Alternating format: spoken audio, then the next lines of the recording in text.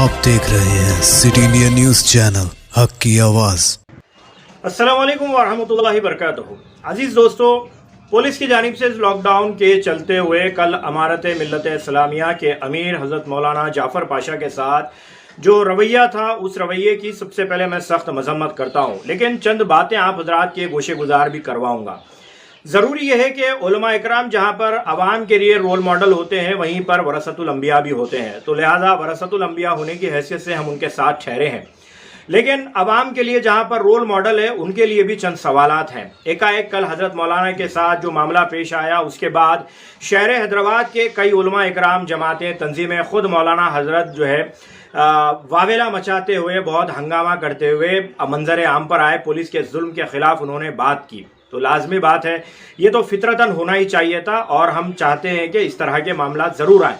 लेकिन क्या कभी उलमा इकराम या फिर जमातें इस लॉकडाउन के लगते हुए और गुज़िश्ता साल के लॉकडाउन के लगते हुए अवाम को जो तकालीफ पेश आई, अवाम की जो गाड़ियां रोकी गई, प्रेग्नेंट लेडीज़ को जो रोका गया, अभी तक क्यों खामोश थे?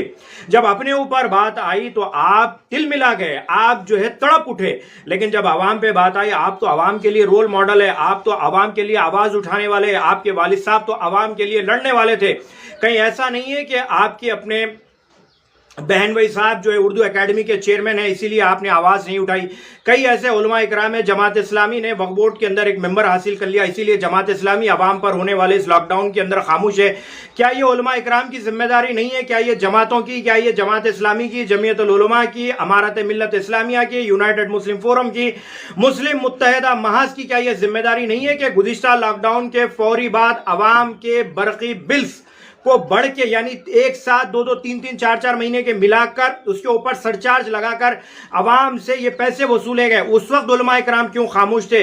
इस टीआरएस हुकूमत की जानिब से पीवी नरसिम्हा राव, जिसे एक मुसलमान लानती की नजर से देखते हैं, उलमा इकराम अभी तक क्यों खामोश है? जब अपने को रोड पे बिठा दिए तो तकलीफ हो गई। अवाम के जैसा हमारे को ट्रीटमेंट नहीं करना, हमारे को बुला के मशवरा लेते, मौलाना आप आसमान पे से नहीं उतरे, ना हम आसमान पे से उतरे। हमारी तकलीफ यह है कि जो बाबरी मस्जिद को शहीद करने वाले शख्स को, जिस कांग्रेस पार्टी ने दिल्ली के अंदर जगह नहीं दी, जिसे लाकर उस शख्स को हैदराबाद के अंदर जलाया गया, उसकी नाश को कुत्ते खाए, उसके नाम पर यूनिवर्सिटी रखी गई, उलमा इकराम खामोश। उसके नाम पर नेकलेस रोड का नाम रखा गया, उलमा इकराम खामोश। तो अब ये खामोश रहेंगे तो ये अल्लाह की तरफ से आप हजरात की भी बारी है। अब अल्लाह ताला आप हजरात को लेकर भी जरूर मामला करेगा। तिल मिलाने की जरूरत नहीं है, तड़पने की जरूरत नहीं है। हम अहले ईमान जो मुसलमान हैं वो तो तड़प ही रहे हैं, वो तो परेशान है ही। कई ऐसे मामला, 12% रिजर्वेशन, आप उलमा इकराम खामोश। बल्दिया इलेक्शन में हजरत मौलाना आपने खुद कहा था कि मैं तायद करता हूं। अरे जो शख्स पहले इलेक्शन में 12% रिजर्वेशन नहीं दिया, आंध बन करके आपने दूसरे इलेक्शन में भी उसकी तायद की, आज रोड पे बिठा दिया तो आप तिल मिला गए। हजरत मौलाना, मेरा आपसे यह सवाल है कि क्यों आपने अपने घर के ही आदमी को कहकर इस्तीफा नहीं दिलवाया उर्दू एकेडमी से? जवाब दीजिए। रोड पे बिठाए तो तिल मिला गए। अपने घर के ही आदमी को, अपने ही बहन भाई को बोलना था रिजाइन कर दो। ये मुसलमानों के साथ धोखा रहा। अजमेर शरीफ के अंदर आज तक वहां पे रुबात का काम नहीं हुआ, याद नहीं आया। हैदराबाद के अंदर इस्लामिक सेंटर अभी तक संगे बुनियाद नहीं हुआ, याद नहीं आया। 12% रिजर्वेशन याद नहीं आया। सेक्रेटेरिएट की मस्जिद याद नहीं आया। अंबरपेट की मस्जिद का मामला याद नहीं आया। गुज़िश्ता हुकूमतों के अंदर भले कांग्रेस की तायद थी या फिर तेलुगु देशम की तायद थी, लेकिन उस वक्त आपके वालिद मोहतरम और उसके साथ साथ अब्दुल रहीम कुरैशी साहब, सुलेमान सिकंदर साहब हुकूमत की जहां तायद करते थे, वहां पर हुकूमत का गला पकड़ के काम भी करवाते थे। आप लोग ओहदे ले लिए, आपकी जबान से कहां निकलेगा? लिहाजा आपकी हमारी जो है हमदर्दियां आपके साथ है। आपको रोड पे नहीं बिठाना था, ना तो आपके साथ इस तरह का रवैया करना था, लेकिन थोड़ा सा अकेले बैठ के, कमरा बंद करके, मुराकबे की हालत में बैठकर गौर करिए कि आज आपके ऊपर यह दिन क्यों आया। आज के आपके ऊपर यह दिन इसलिए आया क्योंकि आप अवाम के ऊपर होने वाले जुल्म के ऊपर खामोश थे, इसीलिए बारी आपकी है। अगला गिरा पिछला होशियार, जब अवाम गिरी आप खामोश थे, आज आपकी बारी आई, आप तड़प उठे। और मैं तमाम उलमा इकराम और जमातों और तंजीमों को इस बात की तरफ तवज्जो दिलवाता हूं कि बेफिक्र रहिए। आज जाफर पाशा के साथ हुआ बोल के नहीं, आपकी भी अपनी जितनी जायदादें, प्रॉपर्टीज और आपके चंदों के धंधे या जितने हैं, पूरे पुलिस के पास, गवर्नमेंट के पास रिकॉर्ड्स है। जब कभी भी कोई भी अगर कां कूं करा तो गवर्नमेंट किसी के ऊपर भी हाथ डाल सकती है। तो लिहाजा कौन क्यों खामोश बैठा हुआ है, वक्त की जायदादें कौन किसने कितनी बेची है, ये केसीआर के पास तमाम तर मामलात मौजूद है। तो लिहाजा दुनियादारी को छोड़िए, आप लोग खुद बोलते ना, हम आपसे आज अपील कर रहे, बहैसियत अवाम अपील कर रहे कि दुनियादारी छोड़ दीजिए, बंद हो जाने दीजिए आपकी मदरसे, बंद हो जाने दीजिए आपकी जायदादें, जेल को चले जाइए, अवाम के लिए ठहर जाइए। अगर आप अवाम के लिए अगर आके ठहर जाएंगे, केसीआर से पकड़कर अगर आप सवाल करेंगे, हम आपसे इसलिए कह रहे हैं कि सवाल करना, क्योंकि आप वोट डालो, बोले आपकी सुन के हम वोट डालें, लेकिन अगर अभी भी आप अवाम के लिए केसीआर से सवाल नहीं करेंगे तो लाजमी बात है हम तो पिट पिट पिट के रोजाना जूते खा खा के रोजाना मुतासिर हो के हमारे को तो आदत हो गई। अब आपको आदत नहीं है, एसी गाड़ियों में फिरने की आदत है, आप लोगों को जो है बगैर बिरयानी की बोटी के हलक से उतरता नहीं उसकी आदत है, आप लोगों को जो है सीएम कमिश्नर के पास बैठ बैठ कर आप लोगों का ईगो इतना आ गया कि आप ये समझते हैं कि पब्लिक को हुआ तो अब मेरे को क्या करना है। तो लिहाजा ये गलत फहमी निकाल दीजिए, पब्लिक का पिटने का एपिसोड हो गया, अब आप लोगों का एपिसोड शुरू हो गया। लिहाजा अभी भी होश के नाखून लीजिए, अवाम के लिए ठहर जाइए, अल्लाह की मदद आपके साथ आएगी, क्योंकि अल्लाह कहता है कि जो मेरी मखलूक के लिए आगे बढ़ता है, मेरी मखलूक की मदद करता है, गोया वो मेरी मदद कर रहा है, वो मेरे लिए है। तो लिहाजा हम मखलूक, हम आम लोग आपको वरसतुल अंबिया की नज़र से देखते हैं, लिहाजा आपकी इज्जत हमारी नज़रों में आज भी वही है, पहले जो थी। तमाम उलमा इकराम जमातें हमारे लिए रोल मॉडल है और हम आपसे उम्मीदें लगा के बैठे हुए हैं। जिस तरह आप लोगों ने आंख पे पट्टी बांध कर कहा कि तायीद कीजिए, अब आप लोग भी अपनी पट्टी उतार कर ये कहिए कि अवाम का भला हो, अवाम के ऊपर चालान का जुल्म बंद हो, प्राइवेट हॉस्पिटल्स की लूटमार बंद हो, ये तमाम तर धंधे जो रहे अभी तक अवाम को मोटा चावल तक नसीब नहीं हुआ हुकूमत की तरफ से। आवाज उठाइए, बोलिए। हम आपसे इसलिए मुतालबा कर रहे हैं क्योंकि उलमा इकराम का काम था कि ईद की नमाज कहाँ पढ़ना नहीं पढ़ना, लेकिन उलमा इकराम वोट किसको देना नहीं देना बोले, और जो वोट लेना है वो शख्स आके बोल रहे कि अब के ईद की नमाज नको पढ़ो, जबकि वो खुद फंक्शनों में 200 आदमी के साथ जाके रिबिना काट रहे। तो लिहाजा आप अपनी जिम्मेदारी समझिए, आपकी इज्जत हमारी नज़रों में बहुत है, लिहाजा हम आपका इकराम भी करते हैं, लेकिन इस बात का ख्याल रखें। मैं आपका भाई इलियास शमसी, खतीब मस्जिद उस्मानिया, सुल्तान बाजार, कोटी। जज़ाकल्लाहु खैर। अस्सलामु अलैकुम वरहमतुल्लाहि वबरकातुहू। 7 जून 2021 को अमीर मिल्लत इस्लामिया मौलाना मोहम्मद हुसामुद्दीन सानी जाफ़र पाशा साहब दामत बरकातुहुम के साथ एक पुलिस अहलकार ने जो नाज़ेबा हरकत की है उसकी हर तरफ से मजम्मत की जा रही है और पुरज़ोर अंदाज में मजम्मत होना भी चाहिए। अभी ये मजम्मतों का सिलसिला जारी ही था कि अचानक एक शख्स इलियास शमसी के नाम से उसने एक अजीब व गरीब अपना वीडियो वायरल किया है और उसने उस वीडियो के अंदर ये बात पेश करने की कोशिश की है कि मौलाना के साथ जो सलूक हुआ है वो एक हद तक दुरुस्त है, जबकि इलियास शमसी की ये बात किसी भी एतबार से दुरुस्त नहीं है। वो कहना ये चाह रहे हैं कि आप हमारे उलमा हैं, वरसतुल अंबिया है, हम आपकी इज़्ज़त ज़रूर करते हैं, लेकिन आपसे चंद सवालात हैं। उन्होंने पहला ये सवाल किया कि जब मौलाना को रोक दिया गया, गाड़ी से उतार दिया गया, सड़क पर बिठा दिया गया, तो मौलाना और उनके चाहने वाले उलमा ने वावेला मचाना शुरू कर दिया। भाई साहब, मौलाना ने वावेला नहीं मचाया है और उनके चाहने वालों ने कोई गलत बयानी से काम नहीं लिया है, बल्कि मौलाना ने जो मीडिया के लोग आए थे उनके सामने सराहत व वजाहत की है। अगर मौलाना वावेला मचाना चाहते या आवाज़ इस पर बुलंद करना चाहते तो आज पूरा शहर एक तरफ होता और शहर के अंदर बेकरारी की कैफियत पैदा हो जाती। मौलाना ने कोई वावेला नहीं मचाया है, बल्कि मौलाना ने सिर्फ अपनी सफाई पेश की है, उससे बढ़कर कोई और बात नहीं है। आपने आगे ये बात कही है कि मौलाना जाफ़र पाशा साहब आपके ऊपर हालात इसलिए आए हैं कि आप अवाम के हक़ में खामोश रहे। आपको मालूम होना चाहिए आपने न जाने आँखें अपनी कैसी बंद कर ली हैं और कानों को कैसे आपने सुन कर लिया है। सबसे ज़्यादा अवाम के हक़ में आवाज़ उठाने वाले मौलाना जाफ़र पाशा साहब हैं। हर मामले में मौलाना आवाज़ उठाते हैं। आपने कहा करंट बिलों के मामले में मौलाना ने खामोशी इख्तियार की, जबकि आपको मालूम होना चाहिए जामा मस्जिद दारुशिफा में मौलाना ने कई बार इस सिलसिले में आवाज़ उठाई है और पुलिस मजालिम के ख़िलाफ़ भी मौलाना ने आवाज़ उठाई है। इस मरतबा के लॉकडाउन में भी और इससे पहले के लॉकडाउन में भी जो जो ज़्यादतियाँ हुई हैं मौलाना ने खुलकर उसको लोगों के सामने बयान किया है, और जितना मौलाना ने आवाज़ उठाई है उतना किसी और ने आवाज़ नहीं उठाई। और आपने कहा जमात इस्लामी के एक फ़र्द को ओहदा मिल गया इसलिए वो खामोश बैठ गई। आपने शायद अखबारात पढ़ने का आपका ये रोज़ाना का मामूल नहीं होगा। अगर आप रोज़ाना अखबारात पढ़ते या सोशल मीडिया देखते, सोशल मीडिया पर आपकी नज़र होती, तो जहां मौलाना जाफ़र पाशा साहब के बयानात हैं मज़म्मत में, वहीं पर हामिद मोहम्मद ख़ान साहब के भी कई बयानात इस सिलसिले में आए हैं। और मौलाना जाफ़र पाशा साहब ने तो खुलकर हर ज़्यादती की मज़म्मत की है और उसके ख़िलाफ़ आवाज़ उठाई है। नेकलेस रोड का आपने ज़िक्र किया और नरसिम्हा राव का आपने ज़िक्र किया है। आपको मालूम होना चाहिए नरसिम्हा राव की जब 100वीं बरसी ये हुकूमत मनाना चाह रही थी तो उस वक़्त सबसे ज़्यादा हुकूमत के ख़िलाफ़ मौलाना ने आवाज़ उठाई थी। और नरसिम्हा राव की बेटी को जब यहाँ पर MLC का ओहदा दिया जा रहा था तो मौलाना ने उसके ख़िलाफ़ भी आवाज़ उठाई है। जब नेकलेस रोड का नाम तब्दील करके नरसिम्हा राव के नाम पर रखा गया, आपको मालूम होना चाहिए 2 दिन पहले मौलाना ने उसके ख़िलाफ़ बयान जारी किया है और खुले अल्फाज में उसकी मज़म्मत की है।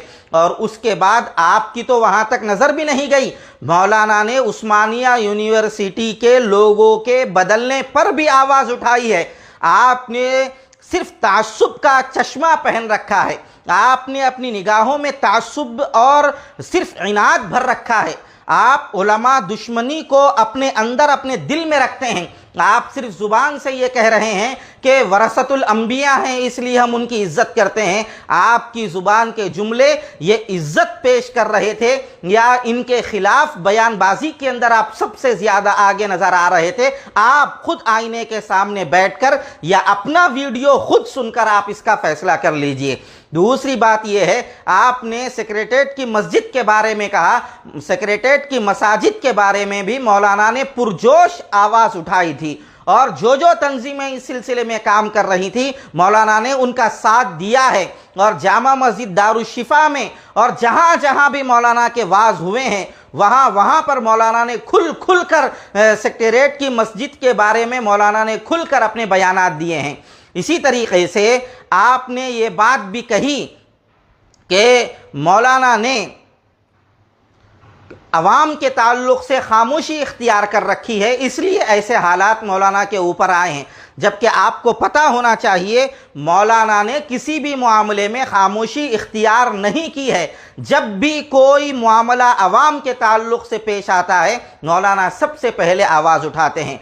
जब कल मौलाना अपने बारे में वजाहत पेश कर रहे थे उस वक़्त भी मौलाना सबसे आगे अवाम के बारे में अपनी राय का इजहार कर रहे थे और कह रहे थे। एक हामिला खातून के बारे में मौलाना ने बात कही, पुलिस अहलकारों का जो मुसलमानों के साथ जुल्म हो रहा है उसके बारे में मौलाना ने बात कही है। अपने बारे में कम बल्कि अवाम के बारे में मौलाना ने ज़्यादा इस सिलसिले में वजाहत और सराहत की है। आप क्या नहीं देखते इन चीज़ों को? क्या आप सही तौर पर फैसला नहीं कर सकते? आप कहाँ तक तासुब रखेंगे उलमा से? और आप ये कह रहे हैं मौलाना जाफ़र पाशा साहब, आपके वालिद मौलाना आकिल साहब एक बहुत बड़े आलिम थे और उन्होंने हमेशा जुल्म के ख़िलाफ़ आवाज़ उठाई है। उनके साथ मौलाना अब्दुल रहीम कुरैशी साहब थे, मौलाना सुलेमान सिकंदर साहब थे। बिल्कुल आपकी बात सही है। मौलाना आकिल साहब जब भी आवाज़ उठाते थे तो अब्दुल रहीम कुरैशी साहब, मौलाना सुलेमान सिकंदर साहब मौलाना आकिल साहब के साथ होते थे, शाना बशाना उनके साथ काम किया करते थे। आपकी तरह कमरे में बैठकर खिलाफ में और मुखालफत में बयानबाजी नहीं करते थे, बल्कि मौलाना के साथ होकर मौलाना का साथ देते थे, उनके शाना बशाना चलते थे। आपकी तरह इस तरह की हिमाकत नहीं किया करते थे। इसी तरीके से आपने मौलाना के बारे में ये कहा कि एसी की गाड़ी में सारे उलमा घूम रहे हैं, बिरयानी उलमा खा रहे हैं। ज़ातियात पर बोलना छोड़ दीजिए। अल्लाह ने आपको गुर्बत दी है तो अल्लाह तबारक व तआला ये चाहते हैं गरीब आदमी भी अल्लाह ताला का शुक्र अदा करे। जो गरीब आदमी अल्लाह का शुक्र अदा नहीं करता और जिनको अल्लाह ताला ने वुसात दे रखी है उनके ऊपर तानाजनी करता है, अल्लाह ताला ऐसे बंदे को भी पसंद नहीं करता। आपकी ये हरकत और आपके ये जुमले किसी भी एतबार से दुरुस्त नहीं है, ना शरीयत के एतबार से दुरुस्त हैं, ना अक़ल के एतबार से दुरुस्त हैं। आपको ये बात भी मालूम होना चाहिए कि आपने इन उलमा के बारे में ये कहा कि ये उलमा बड़ी बड़ी गाड़ियों में घूम रहे हैं। क्या आपको नहीं मालूम एक वक़्त था ये उलमा साइकिल पर चलकर दीन की खिदमत अंजाम दिया करते थे। मौलाना जाफ़र पाशा साहब को खुद हमने चेतक पर चलते हुए देखा है और बड़े बड़े अकाबिर उलमा को साइकिल चलाते हुए हमने देखा है। और आपकी उम्र तो माशाअल्लाह अच्छी खासी है और आप इन सारी चीज़ों पर पर्दा डाल गए और अब हालात जो मौजूदा हालात है उसको आप बयान करने लगे। और आप ये कह रहे हैं इलेक्शन के मौके पर, बल्दिया इलेक्शन के मौके पर मौलाना जाफ़र पाशा ने जो है ना TRS हुकूमत की तायीद की थी। क्या आपको नहीं मालूम हालात कितने ख़राब हो गए थे?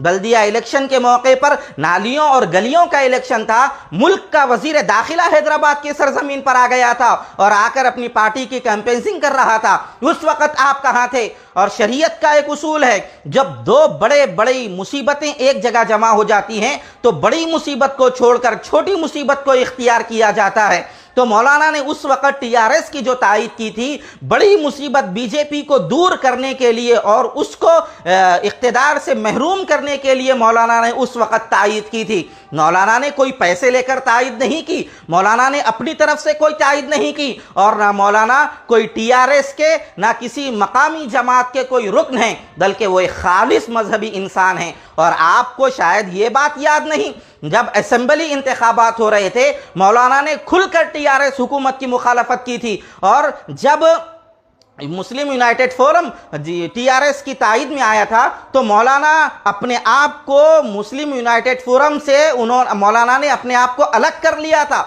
और ये कहा था जब ये हमारी बात सुनना नहीं चाहता CM तो हम इसकी तायीद कैसे करेंगे। क्या ये वक़्त आप भूल गए हैं? आप अपनी हदों और अपनी जितनी आपका दायरा है आप उसमें रहकर अगर बात करते तो ये बात बहुत अच्छी होती। और आप ये कह रहे हैं कि अब आपकी बारी अल्लाह की तरफ से शुरू हो गई है। आपको मालूम होना चाहिए अल्लाह वालों के ऊपर जो मसाइब दुनिया के अंदर आते हैं उसके अंदर हमारा नज़रिया ये है, अल्लाह ताला बड़े लोगों के ऊपर जो हालात आते हैं अल्लाह उनके दर्जात को बुलंद कर देता है। उनके लिए ये हालात कफ़ारे सय्यात होते हैं, इसलिए नहीं होते कि उनका तमाशा बनाया जाए जैसा कि आप तमाशा बना रहे हैं। और आप ये कह रहे हैं अब आप अवाम का एपिसोड ख़त्म हो चुका है, अब आपका एपिसोड यहाँ से जारी है।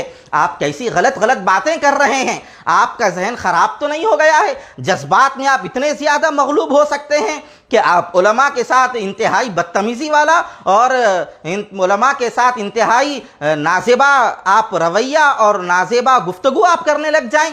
आपको अगर आपके बारे में अगर हम ये कहते लॉकडाउन के मौके पर जब टोली चौकी में पानी आ गया था उस वक़्त जब आपको मारा गया, आप अपनी बीवी और बच्चों के साथ एक जगह पर आकर आप वीडियो में आपने अपनी बीवी को ला लिया था, अगर हम उस वक़्त ये सारे उलमा मिलकर ये कहते इलियास शम्सी तुम्हारा एपिसोड शुरू हो चुका है, तो उस वक़्त तुम्हारे दिल पे क्या गुजरती। लेकिन मजाल है किसी आलिम ने आपके खिलाफ कोई ज़बान दराजी की हो, किसी आलिम ने आपके खिलाफ कभी आवाज़ नहीं उठाई, बल्कि बाज़ उलमा तो आपकी तायीद में आए थे।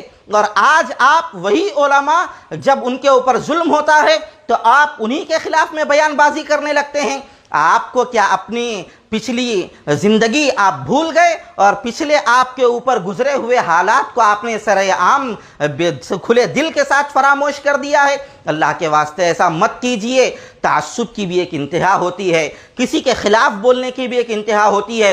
ये बात सही है, आपको उलमा से थोड़ा दिली एतबार से दूरी और नफ़रत ज़रूर होगी, लेकिन इसका ये मतलब नहीं है कि आप इस दर्जा गिर जाएं। अगर आप ये बयान न देते और अगर आप इस तरह की हरकत न करते तो उम्मत का इत्तेहाद बाकी रहता था। उम्मत जिस रास्ते पर जा रही है बहुत बेहतर रास्ते पर जा रही है। हर वक़्त उलमा ने आवाम का साथ दिया है और आप ये कह रहे हैं आवाम का साथ दीजिए, आपके मदरसे बंद होते हैं तो हो जाने दीजिए। ये कहाँ की बात कह रहे हैं आप? ये मदरसे किसी शख्सियत की ज़ाती मिल्कियत नहीं होती है, ये दीनी इदारे अवाम के होते हैं। यहाँ पर अवाम के बच्चे पढ़ते हैं, अवाम के लिए रहनुमा यहाँ पर तैयार होते हैं। यहाँ पर किसी की औलाद पलती नहीं है।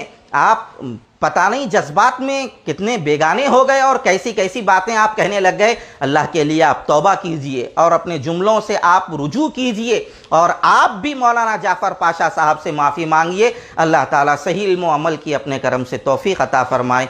व आखिर दावाना अनिल हम्दुलिल्लाहि रब्बिल आलमीन।